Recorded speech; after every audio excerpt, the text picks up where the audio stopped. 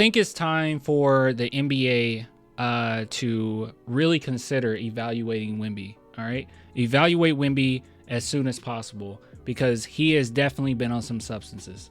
All right, there's no way there's a human this good. He has been on substances. I can't support it. I can no longer be a Spurs fan. This is not the Spurs way. It is time for Adam Silver to investigate the San Antonio Spurs. It's absolutely time. They need to investigate Wemby. They need to investigate Devin Vassell tonight. They need to investigate the entire team. I did not like what I saw last night. What I saw tonight. It was terrible. Terrible. Unethical, really, if we're being honest. So let's talk about this game. Shout out to today's sponsor. We'll talk about the sponsor, BetUS. And then I want to show you guys a comparison between what the Spurs looked like last season versus this season. We'll do that after. He said no substance. He's just not human. No, he's on substances, man. Something ain't right.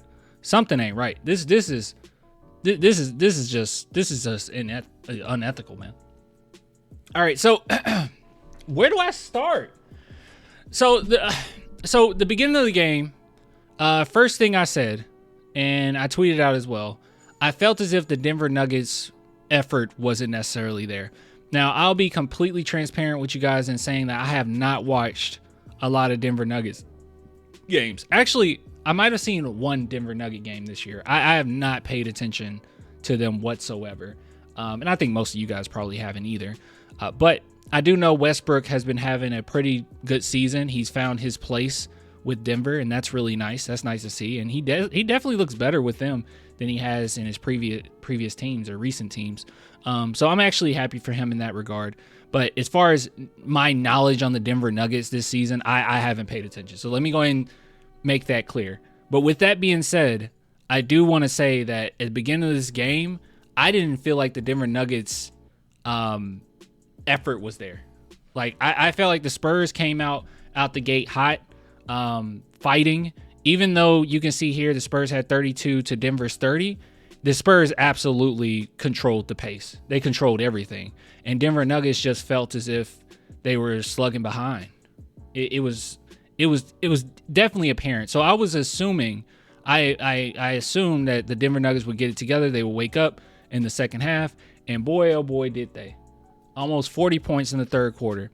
This is not something that I'm worried about because the Spurs have shown over the course of the last couple seasons that the second half team, well, not the couple seasons, I'm sorry, this season, the duration of this season, that second half, they get it together, right? They make adjustments, they do their thing.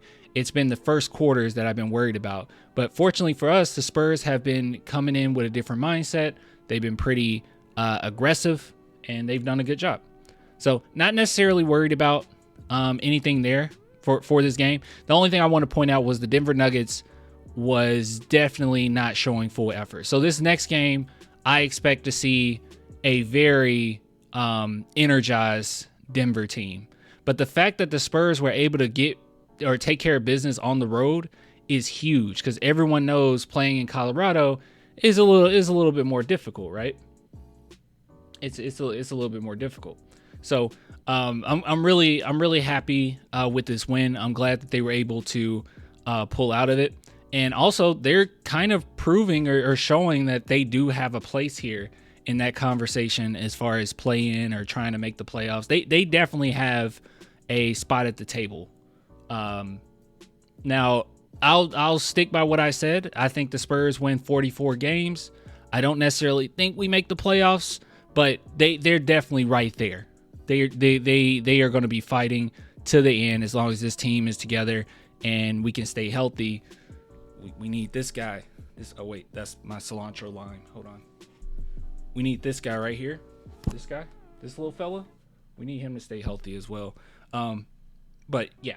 So, anyways, but overall, I thought that as a team, just effort wise, the Spurs were there. They did a really good job. They need cilantro. Yes, they need cilantro and lime. He's on vacation. Who's on vacation? Don't distract me. Will Wemby play tomorrow? Why wouldn't Wemby play tomorrow? Can someone tell me why Kay said that? I swear, dude. Why wouldn't he play tomorrow? He's definitely playing. It's his birthday. Oh, it's his birthday tomorrow? Sean Elliott's on vacay. I'm happy because I thought Danny Green did a better job. Sean Elliott's great, but I thought Danny Green did a pretty good job today. He's just asking. Oh, okay. Whew. All right, don't scare me like that. Today is his birthday. That's why you're saying, okay, no, it's just back-to-back. He's been playing back-to-backs. Wemby be fine. He should play. There's no reason Wemby shouldn't play. Anyways. All right, so as a team, we did good. So individually, how did everyone do? Honestly, a lot of mistakes. A lot of mistakes from the person that I said is on substances. Victor Wembanyama had 8 turnovers. And I got to tell you, man, there's nothing. It was all him. It was all him. It was all Victor Wembanyama. Every single turnover was his fault. It wasn't one of those situations where, you know, I thought, oh my God, you know, you should have made that cut, or Wemby saw this and he saw. No, Wemby just really struggled at times, which it's a lot of attention on him. You know, we all know this.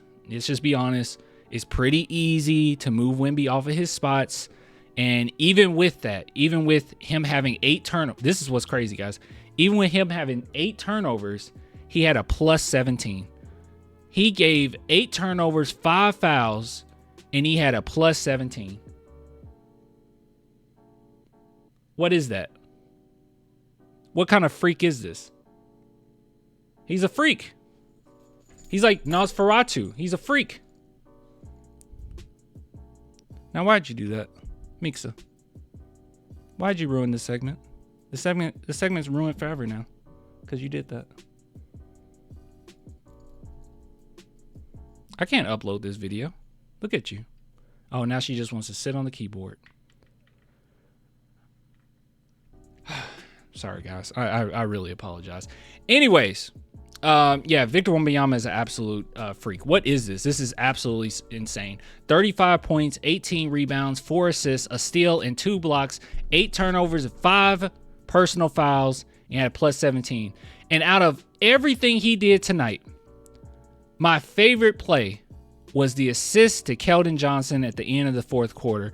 That was a thing of absolute beauty. Him utilizing his gravity, the amount of players that were worried about Victor Wembanyama scoring in that situation was a thing of beauty. Someone told me this in chat. I just heard this, okay? I didn't actually fact check this, but someone tweeted this to me. They said, "Hey Clan, did you know that Victor Wembanyama reached more threes than Steph Curry did in his career at this point?" Is that true? Doesn't seem like it wouldn't be true. Victor takes like 50 of them a game. Yes, true. Yes. That's kind of crazy. Yes, Wemby has more threes. That's insane. Yeah, it was on social media. Okay. Yeah, that's kind of insane. So yeah, so I thought Victor took really good shots this game. I don't think that it was too much of anything. You know, the only complaints that we have about Victor Wembanyama at this point are things that he's just not going to be able to change right now, right? He's not going to be able to change these things until the offseason. It's going to take an offseason for him to actually change it. And that means, you know, putting on a little bit more strength, you know, getting those fundamentals down pack in the post so he can just kind of, well, he always had the fundamentals, but being able to utilize those fundamentals and not being moved off his spots, that is not things that's going to change during this season. So even with those few limitations that he has, he still manages to be an absolute superstar at 20 years old. I mean, about to be 21, but it's crazy.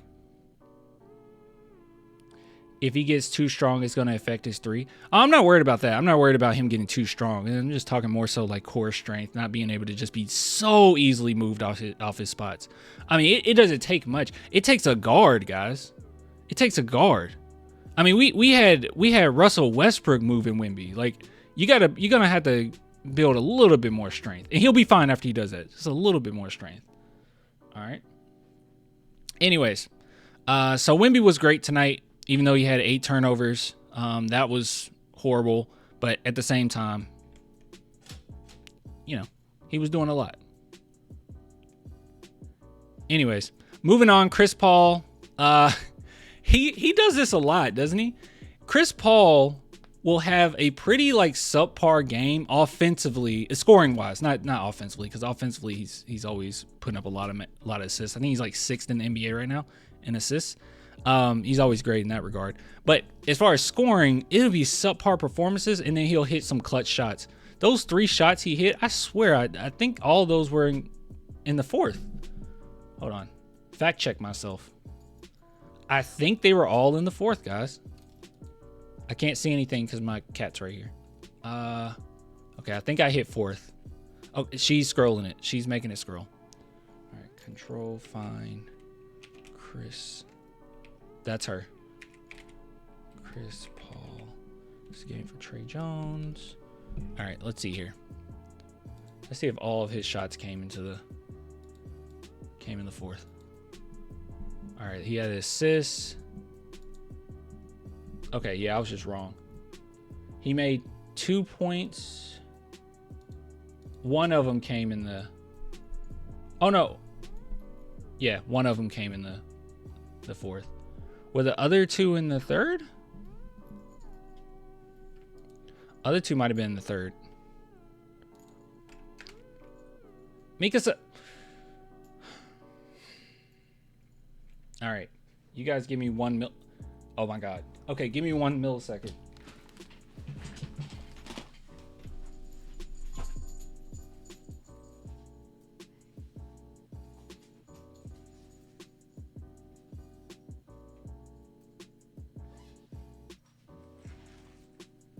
All right.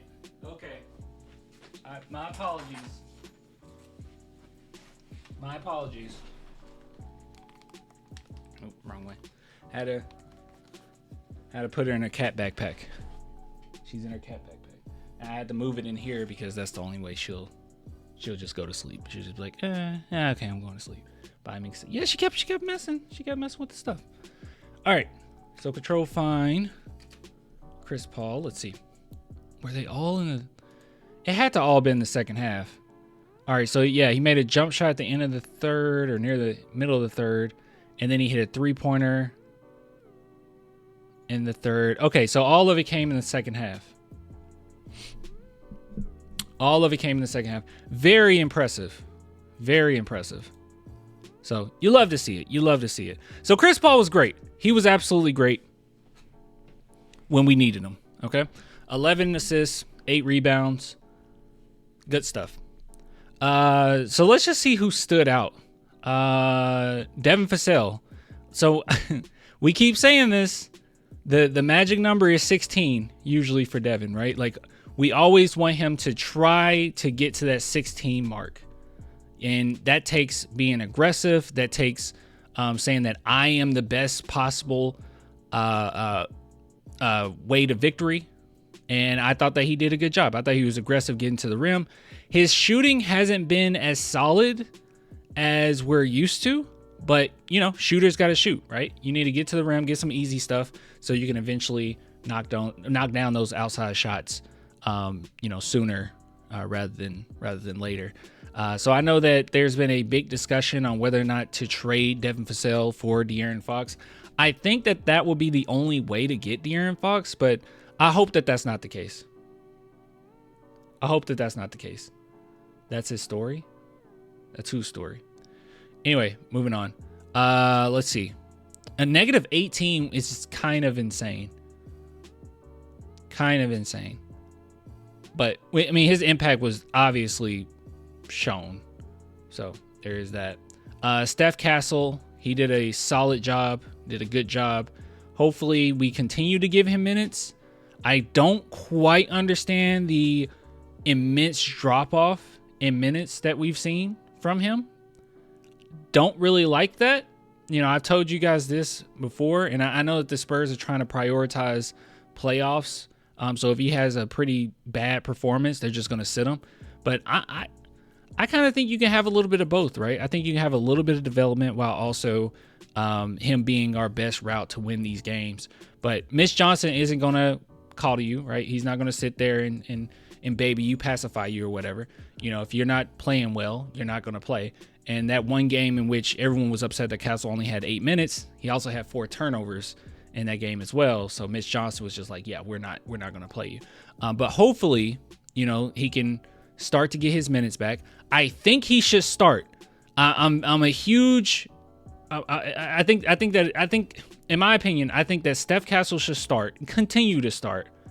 And I don't think that Sohan should come off the bench when Sohan gets back. I think Sohan should start.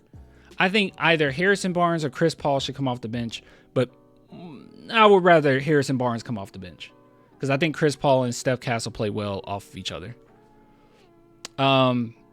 Anyways, Zach Collins, I don't think that it's time for because a lot of people in the chat was like, oh, I just want to give Zach Collins his flowers. I don't think anybody has to apologize about Zach Collins. I understand it.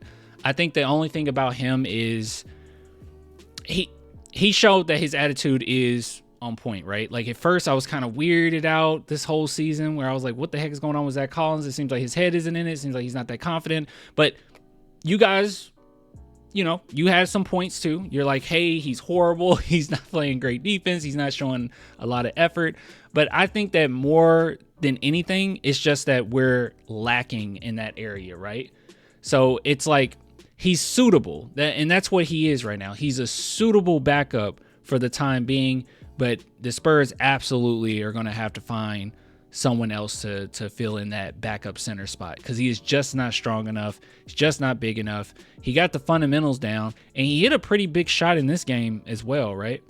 He had a really nice post-up move and hit a big shot in this game. But, yeah, so I don't think anybody owes him an apology or anything. I don't think it's time for everyone to just, give their flowers. He had a good game. All things considered, he had a fine game. But a lot of it also just came down to Jokic missing shots. I don't mean to be that guy, right? I don't want to be like that. But Jokic, a lot of the shots that he missed, he probably would make on a good night. That's why the Spurs are going to have to be on the point this next game. So, yeah. I mean, he got 15 for 30. So he took 36 shots. Anyways. He still had 41 points. Let's see here. So you got Julian Champagnie. He had a good game. He missed one layup that really frustrated me, but like it's a layup. Everything else he did pretty good. Defense was fine. Keldon, defense is still horrible, but in this game I definitely understood. He's a very contextualized player, right? Like I very much so wanted Keldon Johnson in the game at the end of this one, right? He was making some really good cuts in there. I thought that he played pretty well offensively, and I liked him in the game at the end of this one, but I just don't want it to continue to be like that. You're tripping, bro. No, he was bad defensively, but Keldon did good offensively. He really did. 6 for 14. I mean, I know percentage wise that's not the best in the world, but he genuinely was pretty solid, I thought. I'm telling you guys, if we lost this game and I said that, no one would argue with me that the defense was bad. But yeah, anyways, he did good. He did fine. Let's see. And then Trey Jones was Trey Jones. Once again, he's very similar to Sohan. His importance don't always show up in the stat sheet, but I thought that he did a solid job at the point guard position. I think it's time we start talking about, maybe not in this segment or anything, but start talking about where the heck do Malachi Branham and Blake Wesley come into play? Under Popovich, they had a spot. They had somewhat of a spot. Under Mitch Johnson, we rarely see them. Like, it is pulling teeth to get those guys to play. And I'm wondering if they're going to have any type of future with the Spurs when it's all said and done. They do not play. Sidi Sissoko, it makes sense, right? Like, he's still under development or whatnot. And I think he does have a spot. At least the Spurs still want to wait and see what they got there. But Blake and Malachi, you kind of know what you got right now, and we are not utilizing them at all. That's not a critique on my part, right? It's not a critique on my part. It's just a observation. I don't know. I don't know what's going on there. Does anyone have an opinion on that? Or are you cool with them not playing? Mamu as well. Yeah. I mean, we already know. I think Wemby even said this too. Like, a lot of players on this team won't be here later, right? He didn't say it that harshly, but they won't be here. So we know that. But geez, Mitch Johnson's like, yeah, I don't see any way. And maybe it comes... Okay, so I understand it with Malachi to an extent. The Spurs' identity is defense. Not everybody that plays is a top-tier defender, but that's not going to be the reality, right? You're not going to have a team where all players starting and on the bench are great defenders. But Malachi Branham is a pretty bad defender. So I guess I understand it with him. Blake Wesley, I don't know. I know he makes quite a few weird mistakes at times, but yeah. And at this point, I don't know if they're going to be able to find a rhythm if we do elect to start playing them. It's weird, man. Blake should get minutes, especially during defensive needs. Yeah, that's what I don't quite understand. And with Sohan being out for the time being, I would think we'd be able to utilize Blake Wesley at some point, right? Blake can't shoot. Not everyone, like, you don't have to be able to. Well, I guess I get what you're saying. In the role in which they would need him, he would need to shoot, I guess.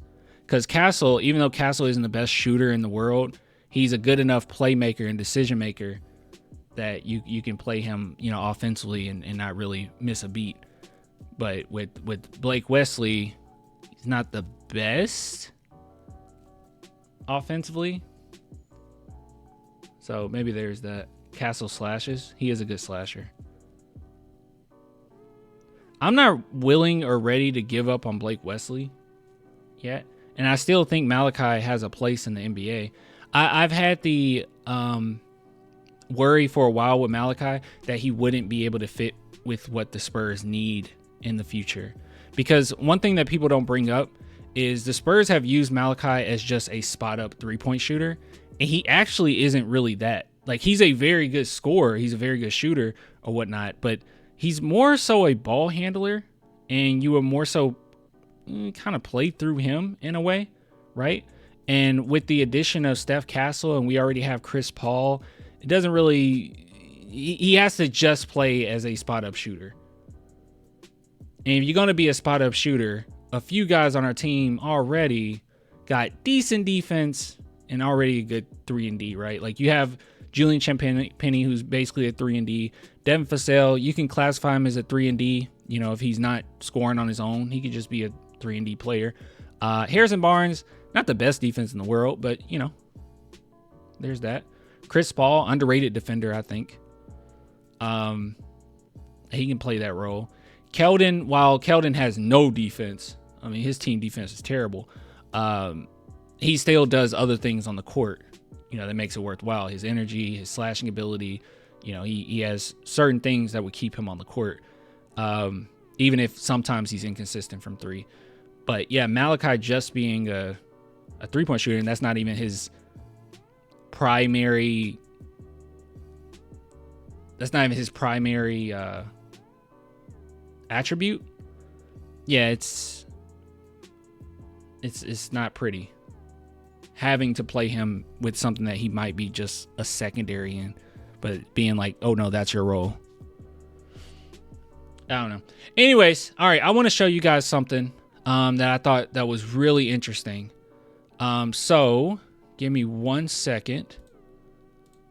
Before we do that, really quick, now that the Spurs are being very successful, I want to take a look at BetUS. Big shout out to BetUS for sponsoring this segment, mind you. So you can bet on so many different things. You got sports as far as basketball, football, ice hockey, baseball, but I want to look at the NBA. So NBA championship, let's see if it's changed at all for the San Antonio Spurs. It has not. It has not changed whatsoever. They don't believe in us at all. And also, I wouldn't encourage you to bet on the San Antonio Spurs.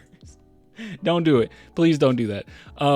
Okay, don't lose money. But if you wanted to take a risk as far as the Thunder or take a risk as far as the Nuggets or Celtics, it's super easy. You just hit the money line there, and then over here it'll say what the risk is. You put in what your risk, what you want it to be, and it'll show the earnings if that were to happen. So if it is the Spurs, you put $10 in, that's $2,500 that you will win. Don't bet on the Spurs winning the NBA championship. For the love of God, don't blame me for making a terrible bet. However, Doing the Celtics or the Thunder or even the Mavericks, I think that's fine. I think that's a safer bet there. So if you guys are interested at all, head on over to BetUS. Use promo code YouTube150. You receive 150% bonus on your first deposit, 125% bonus on your second and third deposits. All right, so this is what I wanted to show you. So you guys remember the efficiency landscape? It's always posted by Kirk Goldsberry. And what we're looking at here is the one from last season. So let's go ahead and open this into a new tab. And then I'll open this one in a new tab. And I want to show you guys the insane difference from last season to this one. So don't let anyone tell you the Spurs have not improved. So this is just showing the course of 10 games. So this was 10 games leading up to January 5th.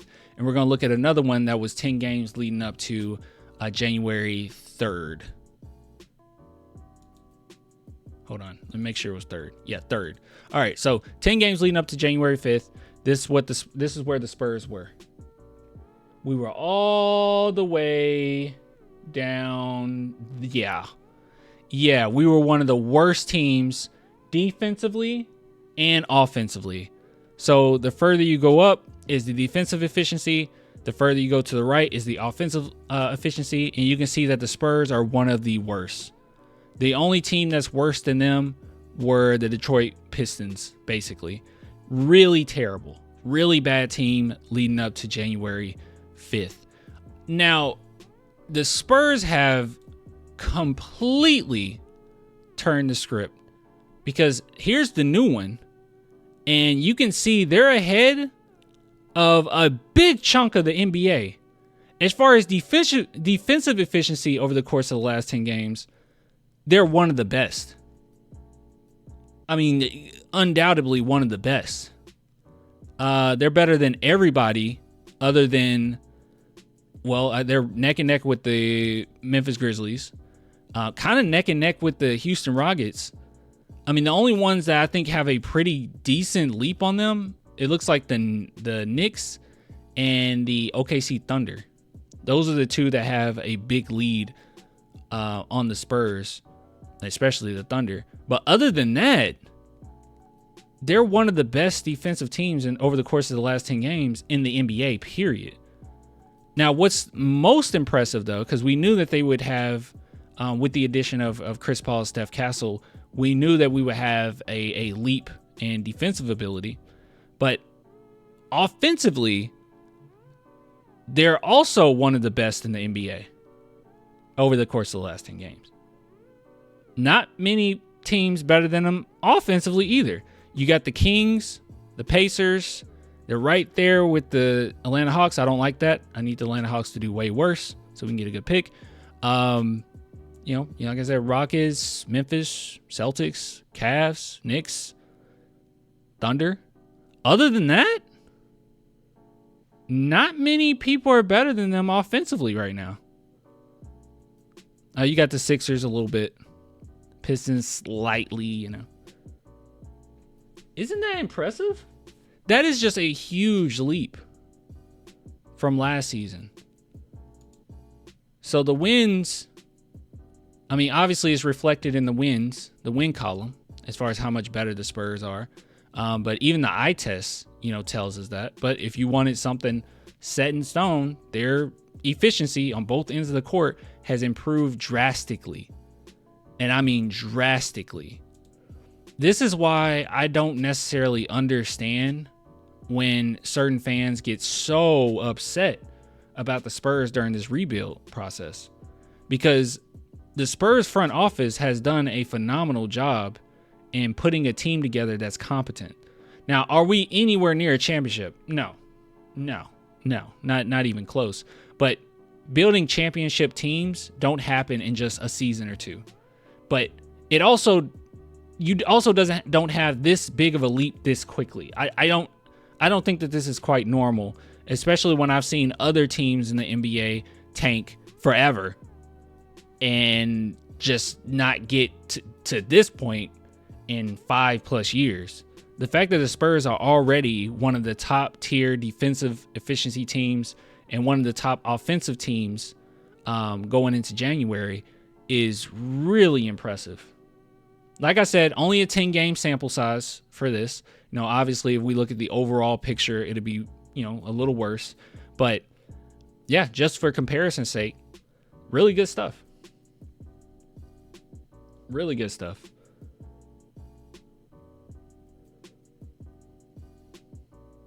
You know what I'm saying?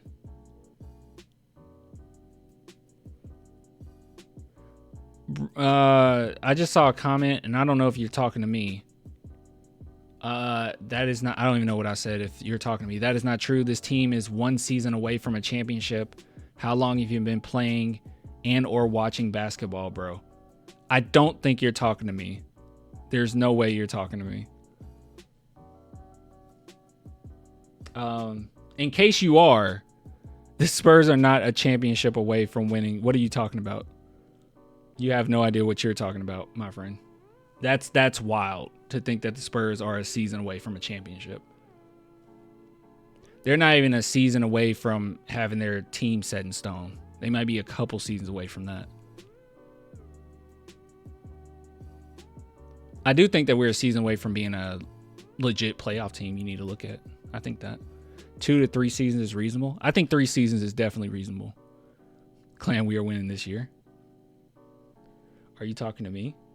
I have no idea who he's talking to. Talking to a wall.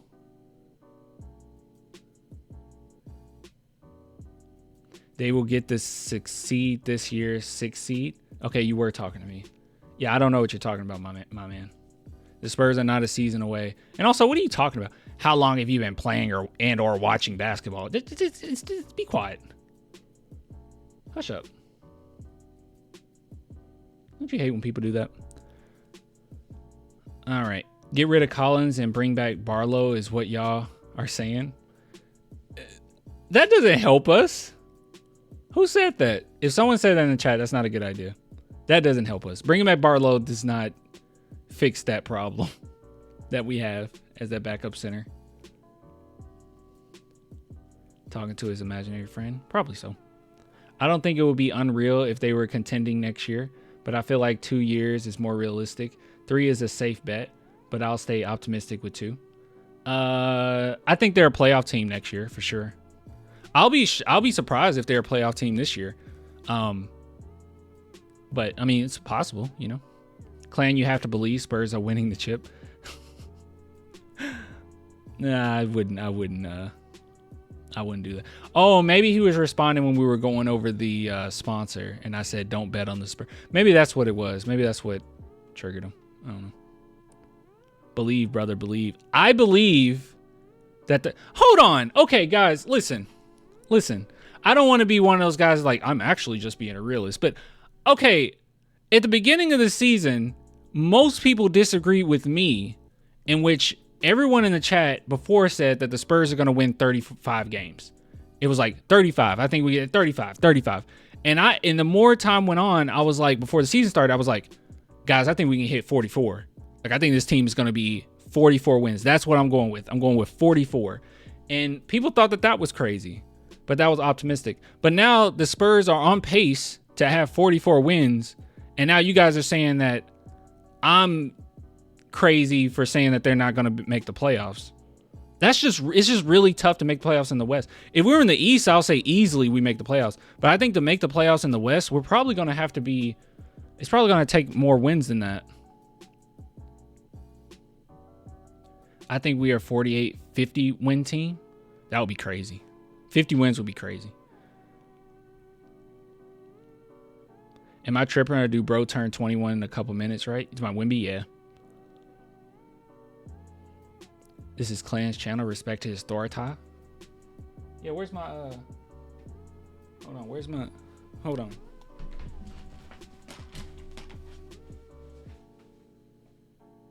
I can't find my hat.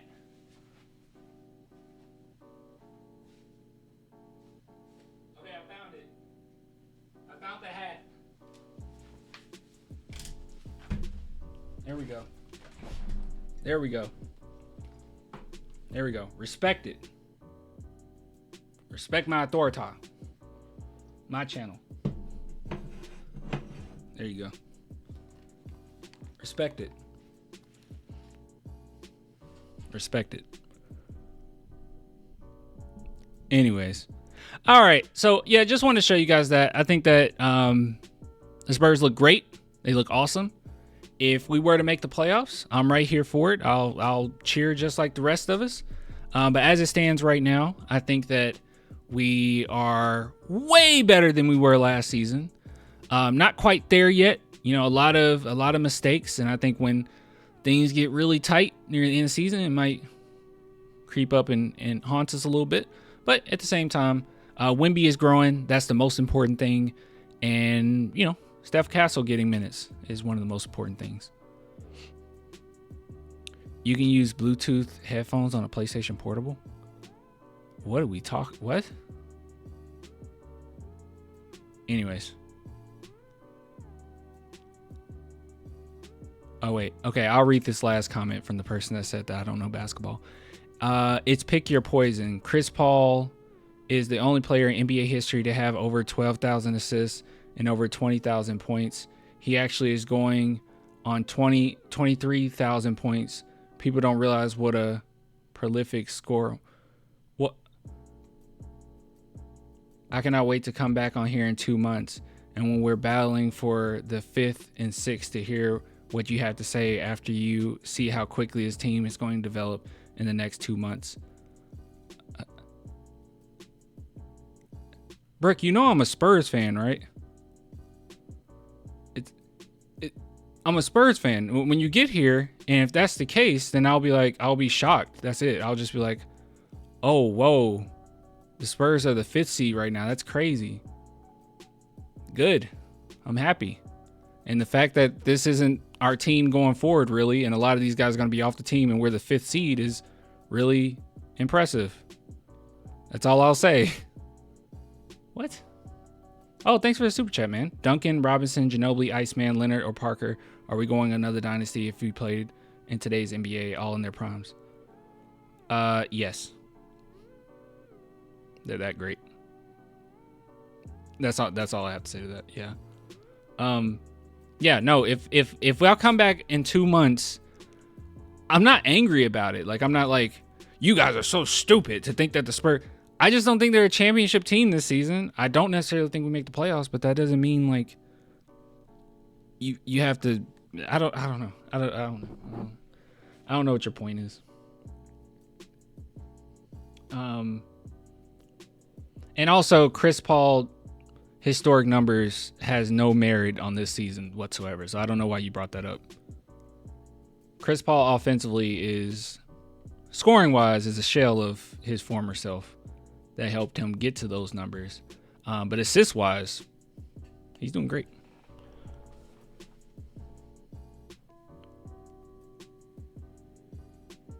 They're growing so fast. They really are. They're doing a good job. We should get together and have one-on-one dialogue at some point, and I'll tell you all the conversations between Pop and Chris this summer.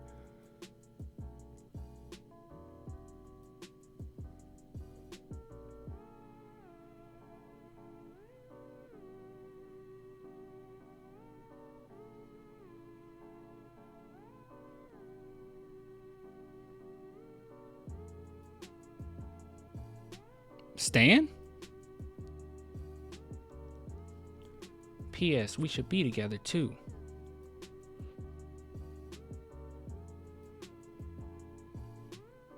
What is going on? I don't know. I am ending the segment here. I have no idea what's going on. Anyways, Spurs look great. They did great. Time to test Wemby and Devin Vassell for substances. Anyways, yeah, good stuff. Shout out to BetUS for sponsoring this entire segment.